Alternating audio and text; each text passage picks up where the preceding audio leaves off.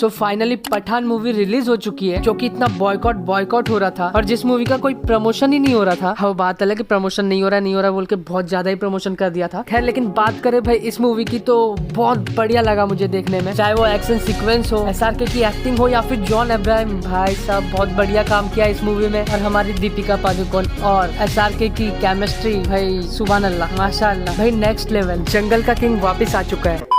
इस मूवी को देखने में थोड़ा सा भी बोर फील नहीं हुआ है मुझे, क्योंकि भाई साहब ये आपको रेस्ट करने का मौका ही नहीं देगी, जहाँ पे आपको बोर फील होने ही नहीं देगी ये मूवी, क्योंकि हर 4-5 मिनट के बाद एक ना एक फाइटिंग सीक्वेंस है, खास करके एक कैमियो। अब वो आप गैस करते रहना अगर आपने नहीं देखा है मूवी, और गैस करके कमेंट में बताना वो कैमियो किसका होने वाला है। और बाकी बात करी जाए इस मूवी की स्टोरी लाइन, वो कुछ ऐसी होगी जहाँ पे पठान इंडियन आर्मी में वो एक सोल्जर है, वहीं पे सेकंड साइड एक कॉन्ट्रैक्टर जिसका नाम जिम है और जो आउटफिट एक्स गैंग को चलाता है, और वो गैंग कॉन्ट्रैक्ट पे काम करती है। अगर किसी को मारना है तो भाई साहब उससे कांटेक्ट दे दो और वो आपका काम करके दे देगा। और उस कॉन्ट्रैक्टर को जिसका नाम जिम है, उसको इंडिया को तबाह करने की सुपारी दी गई है। अब वो कैसे दी गई है, क्या दी गई है, कैसे इंडिया को तबाह करने के लिए सोचता है, प्लानिंग करता है, वो सब आपको मूवी में देखने मिलेगा। और हाँ, एक पर्टिकुलर चीज जिसकी मैं बात करने वाला हूँ वो है कैमियो। तो इस मूवी में आपको एक कैमियो देखने मिलेगा, वो भी 2 बार। एक बार आपको मूवी के बीच में देखने मिलेगा और एक एंड में मूवी खत्म होने के बाद। तो वेट करना थोड़ा सा, सीधा उठ के चले मत जाना कि मूवी खत्म हो गई तो अब कौन देखेगा। भाई यहाँ पर ये मार्वल नहीं है, लेकिन थोड़ा सा पोस्ट क्रेडिट सीन दे दिया है, लेकिन कुछ खास नहीं है, वो भी थोड़ा कॉमेडी टाइप है, लेकिन देख के जाना। और अगर बात करी जाए इस मूवी के पॉजिटिव पॉइंट्स की, तो सबसे पहला इसका जो पॉजिटिव पॉइंट है वो ये है कि इसमें सबसे कम गाने यूज किए गए, जो कि है सिर्फ 2 गाने, और वो 2 गाने यूट्यूब पर अवेलेबल है। आप लोग ने मेरे हिसाब से तो सुन लिया ही होगा, अगर नहीं सुना है तो नहीं पता भाई पठान क्यों देखने जा रहे हो आप, मजाक कर रहा हूँ।